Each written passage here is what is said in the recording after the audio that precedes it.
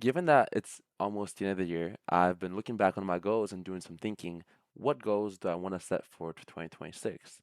And now, today I'm not going to be revealing all of those to you guys. One goal I had this year was to invest $20,000 in the stock market, crypto, whatever, throughout the whole year, which I was able to achieve. So I want to take this up a notch and invest $30,000 next year. But how exactly am I going to do that? In order to explain what's changing going on to next year's investments, first I have to give you guys a base of what I was doing this year for my investments. So I had roughly about $583 come out every single month to get invested in my Roth IRA. That way I was maxing it out for the year because who doesn't love to take advantage of that tax-free money? And just the Roth IRA is just so strong. So gotta max that out every single year without a doubt, um, to get those tax-free compounding in there. Next, after that, I have my daily buys, which is about $5 a day, average throughout the whole year. Comes out, I put about $200 a month into this account, and I try to leverage it all. Um, Again, if you do the math, $5 a day is about $1,800. Whatever is kind of remaining on some of those months, I just invest kind of into the stock that I'm purchasing at that point. Following that, I had $100 a month going into Coinbase between Bitcoin and Ethereum, right? If we add these sums up, this is roughly around $800 to $900 a month. Uh, Now, my average investment per month in 2025 was obviously greater than 800 a month. That's why I was able to get my $20,000 goal. So I know that I can definitely handle investing more. However, I didn't have a job before, now I do, so I can kind of predict what my income is going to look like for the next year and have a more consistent idea of how I'm going to get there, right? So now, what's changing in 2026? What's going to be different and how am I going to achieve this goal? So the first thing that's changing, one, is my Roth IRA contributions. They're increasing the limit on the Roth IRA, I believe from 6,500 to $7,000, which means that breaks out to about $625 a month, which obviously I'm going to be doing so I can max out my Roth IRA, get those tax-free gains.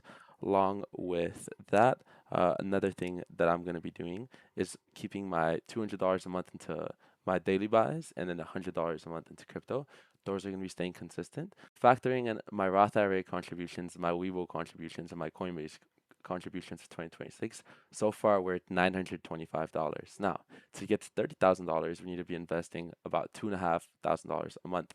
So the way I'm going to make up these other two and a half with the remainder for the 1,600, I'm going to be putting $800 into my taxable account on Vanguard, and I'm also going to be putting $800 into my Robinhood account.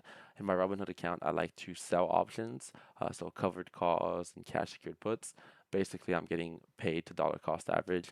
It's something that I was a skill that I was working on during 2025. I was able to make some money, so I want to grow that account and see how much more efficient I can become, and if it's something that I can end up doing long term and be positive on it.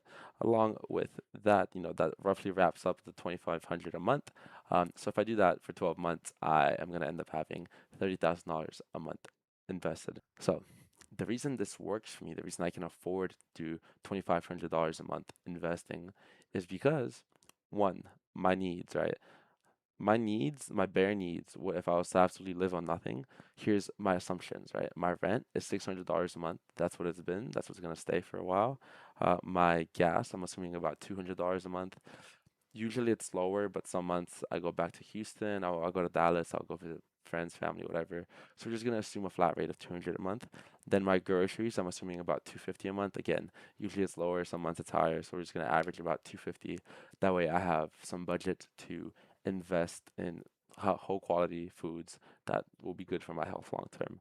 Next up, for miscellaneous, which is kind of like my car insurance, eating out, or anything else I do, it would be about 300 a month. Again, these are assuming bare minimums if I wasn't really going out or doing nothing too crazy.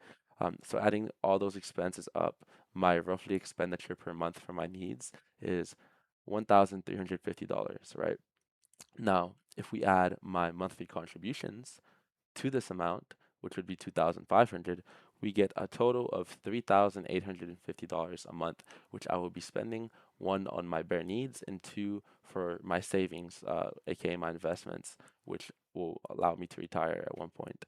So the reason again this works is because my fixed costs so far are $3,850 for the month, right? My lowest income months on average have been about 4,500, roughly. That's like the lowest my income goes. I have a sales job, so my income range is a little bit, but that's roughly the lowest I've seen it, and I've been there for about 5 or so months now. So with that, I'm gonna assume that that's my income, my $4,500 income a month, minus my $3,850 total fixed expenses for my needs and my investments gives me a budget surplus of $650, right?